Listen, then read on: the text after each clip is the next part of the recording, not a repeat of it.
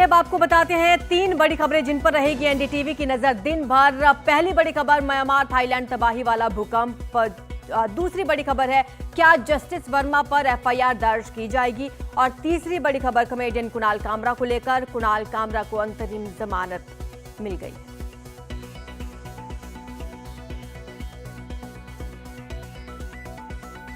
Myanmar में आए एक शक्तिशाली भूकंप ने शुक्रवार को दक्षिण पूर्व एशिया को हिलाकर रख दिया। देर रात एक बार फिर से यहां भूकंप के झटके महसूस किए गए हैं। इससे पहले शुक्रवार दिन में भूकंप के कारण 144 लोगों की मौत हो गई थी, 732 लोग घायल थे। भूकंप की वजह से म्यांमार और थाईलैंड में काफी नुकसान हुआ है। बैंकॉक में एक इमारत के ढहने से मरने वालों की संख्या बढ़कर 8 हो गई है। इधर बचाव दल के अनुसार निर्माण स्थल पर अभी भी 100 से ज्यादा लोग फंसे हुए हैं, लापता बताए जा रहे हैं। रेस्क्यू ऑपरेशन तेज कर दिया गया है।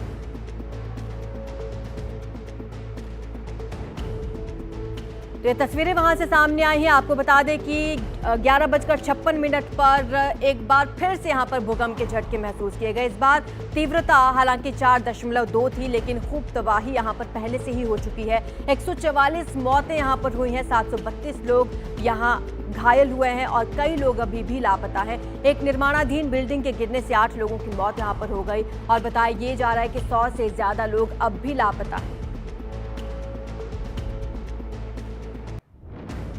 म्यांमार और थाईलैंड में भूकंप से तबाही मची है। शनिवार रात एक बार फिर से भूकंप के झटके यहां पर महसूस किए गए। रात 11:56 पर एक बार फिर से भूकंप आया है और इसकी तीव्रता इस बार 4.2 मापी गई। शुक्रवार को 7.7 तीव्रता का भूकंप आया था, जिसके बाद खूब तबाही यहां पर हुई। शुक्रवार के भूकंप में 142 लोगों की मौत हो गई और करीब 450 लोग घायल हैं। मृतकों की संख्या बढ़ने की अभी आशंका है। यहां कई इमारतें, पुल, बांध नष्ट हो चुके हैं। प्रभावित इलाकों में इमरजेंसी घोषित कर दी गई है। तो यहां पर भूकंप से खूब तबाही हुई है। निर्माणाधीन इमारत ढहने से 8 लोगों की मौत हो गई और 100 लोग अब भी लापता हैं। बताया ये जा रहा है कि मृतकों की संख्या अभी और बढ़ सकती है। इधर मैंडले ताउंगी सबसे ज्यादा प्रभावित इलाके हैं इस भूकंप से। पीएम शिनावात्रा एक्शन मोड में है। इमरजेंसी घोषित कर दी गई है। सभी स्कूल और कॉलेज बंद कर दिए गए हैं। म्यांमार पर एक बार फिर से दोहरी मार पड़ी है। सेना विद्रोहियों की जंग शुरू हो गई। अब भूकंप से तबाही हुई। यहाँ सालों से गृह युद्ध छिड़ा हुआ है। बड़ी संख्या में यहाँ से लोग पलायन कर रहे हैं। आधी से ज्यादा आबादी गरीबी रेखा के नीचे है। यहाँ सियासी रूप से अगर देखा जाए तो म्यांमार कंगाल चल रहा है। 2021 में चुनी हुई सरकार का तख्ता पलट हुआ और सेना के हाथ में सरकार की कमान चली गई। कई विद्रोही गुट यहाँ पर सक्रिय हैं। तो कुल मिलाकर इस बार ये पूरी तरीके से मुसीबतों से घिरा हुआ है।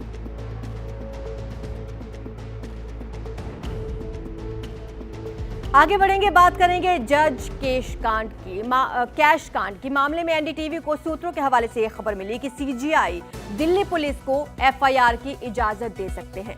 CGI Sanjeev Khanna in house जांच की रिपोर्ट के इंतजार में है। कमेटी की रिपोर्ट के बाद एफआईआर दर्ज की जा सकती है और अगले 2 हफ्ते के भीतर कमेटी की रिपोर्ट आ सकती है। दिल्ली पुलिस ने एफआईआर दर्ज करने के लिए सीजीआई खन्ना से अनुमति मांगी थी, ऐसा सूत्र बता रहे हैं।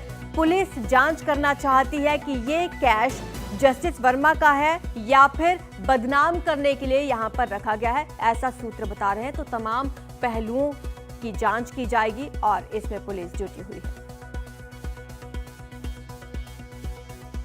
तो पुलिस ने एफआईआर के लिए सीजीआई से इजाजत मांगी थी। जस्टिस वर्मा केस में अब जांच रिपोर्ट के इंतजार में है सीजीआई। जैसे ही जांच रिपोर्ट आएगी उसके बाद आगे जांच तेज कर दी जाएगी। क्या जस्टिस वर्मा पर एफआईआर दर्ज होगी, ये बड़ा सवाल है। तो इसके लिए सीजीआई इजाजत दे सकते हैं और सीजीआई फिलहाल जो इन हाउस रिपोर्ट है उसका इंतजार कर रहे हैं। तो सीजीआई इजाजत देंगे और इंटरनल कमेटी की जांच रिपोर्ट का इंतजार अभी हो रहा है। कुछ ही दिनों में ये रिपोर्ट आ जाएगी। कमेटी की रिपोर्ट के बाद एफआईआर दर्ज हो सकती है और उसके बाद इस जांच में और तेजी आएगी। पुलिस ने दरअसल सीजीआई से एफआईआर की इजाजत मांगी है, ऐसा सूत्रों के हवाले से खबर है कि पैसे किसके हैं ये जांच करना चाहती है टीम और इसमें ये भी जांच करना चाहती है कि क्या ये सिर्फ बदनाम करने की साजिश है या फिर ये पैसे उन्हीं के थे। ज्यादा जानकारी हमारे सहयोगी आशीष भार्गव हमें देंगे। आशीष, रिपोर्ट पर क्या अपडेट है, कितने दिन लगेंगे जो इन हाउस कमेटी है वो अपनी रिपोर्ट देने में? जी देखिए, इन हाउस 3 जजों की जो कमेटी वो तेजी से जांच कर रही है। शुक्रवार तक उसने ये जांच की, 4-5 दिन। इसके बाद अब मंडे से एक बार फिर जांच शुरू होगी। फिलहाल जो सूत्र बता रहे हैं कि जज वापस अपने अपने स्टेट चले गए हैं और मंडे से एक बार फिर ये जांच शुरू होगी। बहुत सारे जो बयान है वो भी लेने हैं। पुलिस को बोला गया कि जो घटना स्थल है, यानी जो आउट हाउस है जस्टिस वर्मा का, उसको सील कर दिया जाए। ये भी करवाया है कमेटी ने। इसके अलावा लगातार वो मदद ले रहे हैं फोरेंसिक और आईटी विशेषज्ञों की।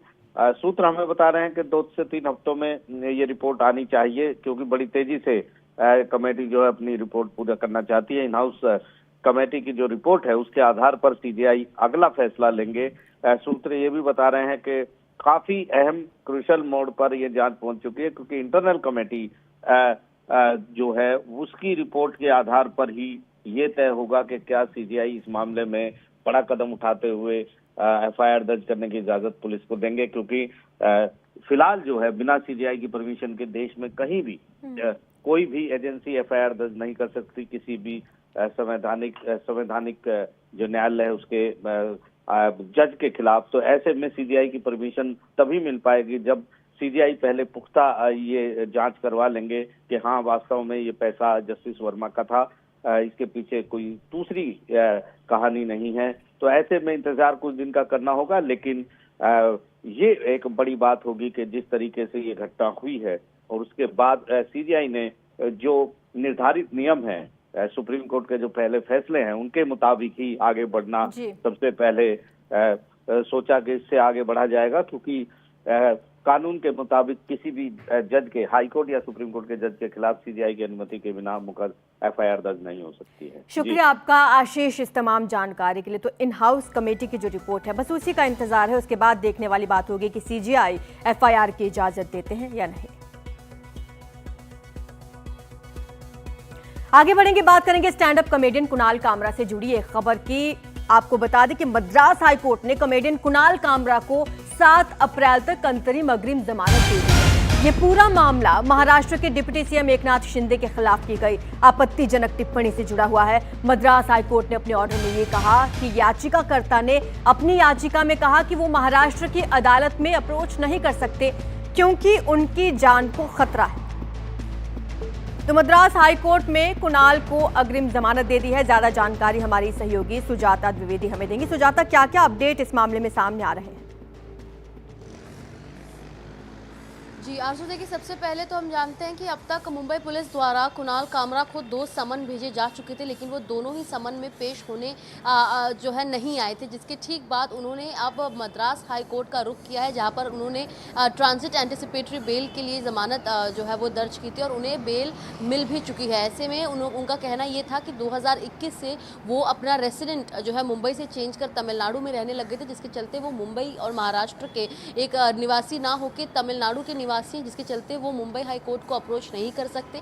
इस वजह से उन्होंने मद्रास हाई कोर्ट का रुख किया और जहां पर उन्हें एंटिसिपेटरी बेल फिलहाल दे दी गई है, जिससे वो 7 अप्रैल तक उन्हें अरेस्ट मुंबई पुलिस द्वारा नहीं किया जा सकता। उनके खिलाफ जो मोर्चा है और साथ ही जिस प्रकार का गुस्सा हमने यहाँ पर शिव सैनिकों में देखा था, जहाँ पर हैबिटेट स्टूडियो को भी जो है बहुत तरीकों से वैंडलाइज किया गया था, उसके ठीक बाद अब मुंबई पुलिस द्वारा हालांकि शिव सैनिकों को अपील की गई है कि इस प्रकार की कोई भी हरकत ना करें जिससे उन पर दोबारा एफआईआर दर्ज हो। और वहीं दूसरी ओर कुणाल कामरा पर जो 2 एफआईआर दर्ज किए गए हैं उसको लेकर उन्हें समन भेजा गया था। न सिर्फ उन्हें कई दूसरे मोड से बल्कि व्हाट्सएप के जरिए भी समन भेजा गया था, लेकिन कुणाल कामरा का कहना था कि वो नहीं पेश हो पाएंगे क्योंकि उनके दूसरे एआई बेस्ड शोज़ हैं जो उन्हें जिससे वो पूरा करना चाहते हैं और उनके कई सारे कमिटमेंट्स हैं जिसकी वजह से वो नहीं पेश हो सकते। हालांकि अब क्योंकि उन्हें रिलीफ मिल चुका है मद्रास हाईकोर्ट से, देखना होगा कि वो समन के लिए आते भी हैं या नहीं और साथ ही उनका अगला जो स्टेप है वो कौन सा होता है। शुक्रिया आपका सुजाता इस तमाम जानकारी के लिए।